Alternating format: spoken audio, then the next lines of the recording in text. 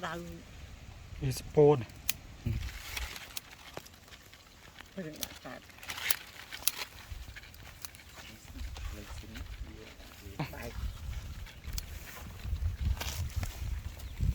cái môi đây cái năm ta thơ ấy đố bài ấy để đơn đơn nó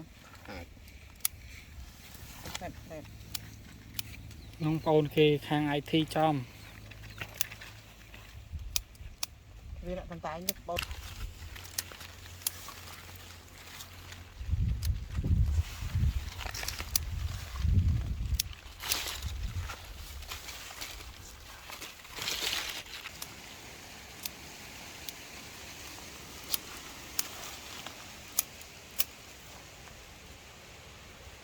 canh khổng mình loให้mình thò ngay ngọt thò ngay chăm tập hẹp hẹp em thơ chứ mình tham mưa là bỏ thứ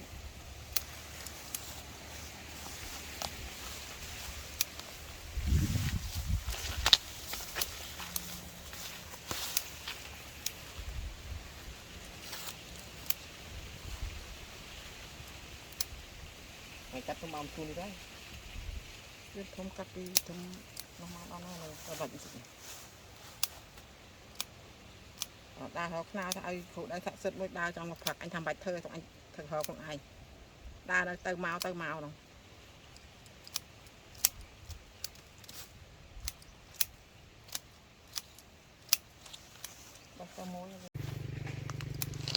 để con đi ngộ không thế họ mà cắt ăn kiên trong ngóp hay tiệp om kiên phốm nọ tắc cắt chanh cắt mấy cái tắc chanh nhọn miếng đá chạ vô bẹt tăng cắt hai môn này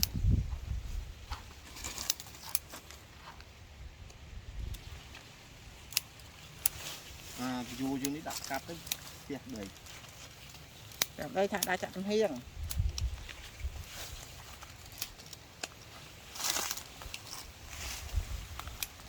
rồi đặt cắt nó coi trăm van bê bê đa van tới đầu tiên lần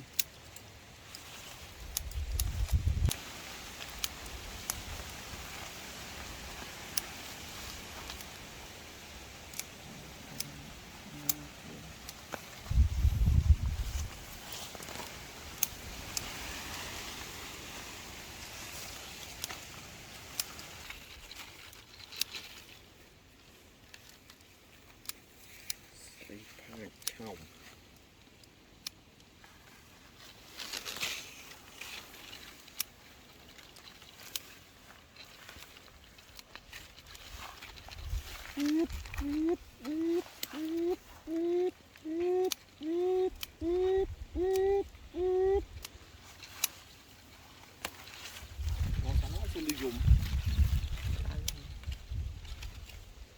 nâng tô mong bốn mong phé mà thì muốn về khai ta lại tới tranh tới lại là chiết mà ra ta thằng ta lại chọn lăng đây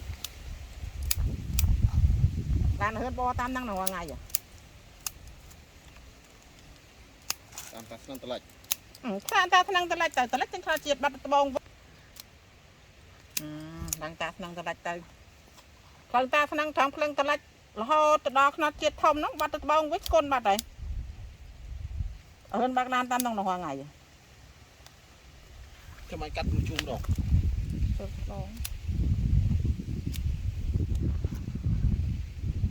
tiên đang ngọt rồi còn ngọt ai mới tắc mới tăng cái chương môn này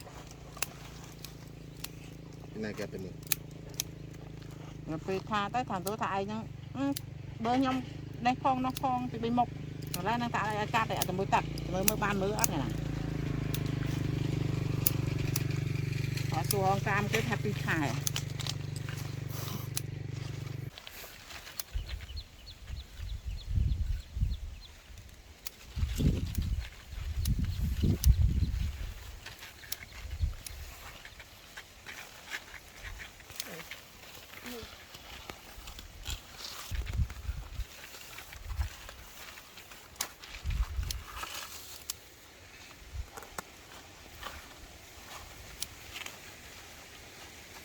cái tí trâu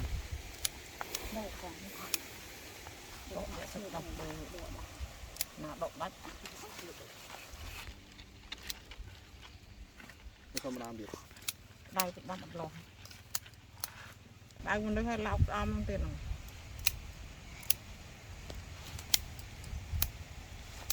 mà tao phải đâu cũng phải chẳng đa plei phải cái này phải khom nít chanh mà nè plei tao tôi tam đang nào rồi ทำมันจะตามน้อง đi từ lên ta nắng này lang ta lách lang ta lách chanh con nè nhặt phật lang ta có bông thom à cho bật nông bên màu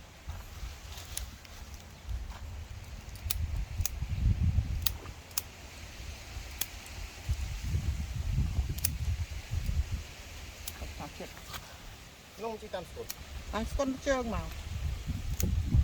lang con trẻ đạp plei ống bay chanh màu khô màu tê tao bên chị tam ta nắng à dạ tam ta thằng ôi đánh ai hết ngay cái đây nó họ ta cắt tăng ăn tao ăn món đục đục vậy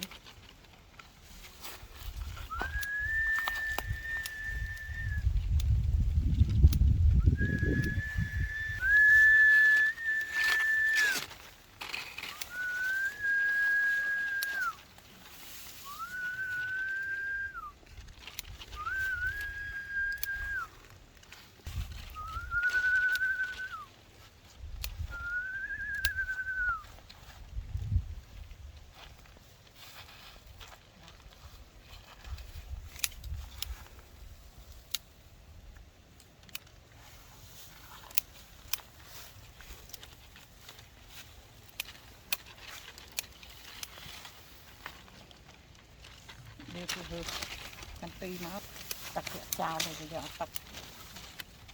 nó giờ mà xoắn cái cái sco cái tắc phật tiệt nào vậy ตกก็พัก tắc căn tì đó à เธอตักกันติพักตักกันบอล